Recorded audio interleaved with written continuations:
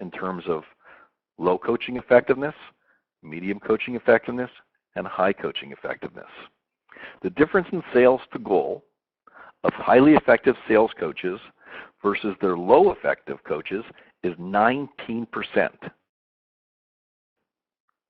Give yourself a high five today. For signing up, you can certainly improve your coaching effectiveness.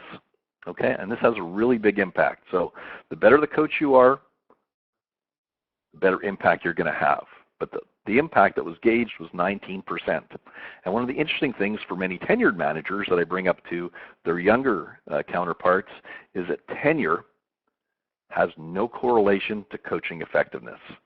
So many heads of sales think, okay, I've got a manager who in place and he's tenured. I don't need to work on his coaching skills.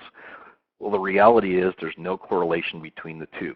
So it doesn't matter how long you're out there. It really matters how much training, coaching you get to be an effective coach. The third factor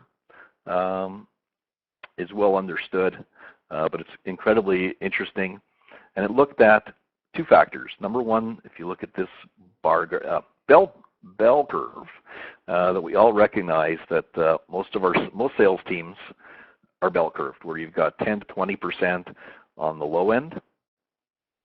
You've got a middle group, which is 60 to 80%, and you've got some top performers, which are 10% of your group on the far end. So we looked at two factors. One, sales managers who had low coaching effectiveness versus ones who had high coaching effectiveness, and said, okay, tell us where the biggest delta. If you actually have a great coach, where should they focus their time?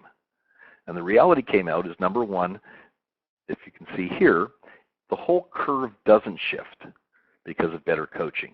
What you get is you get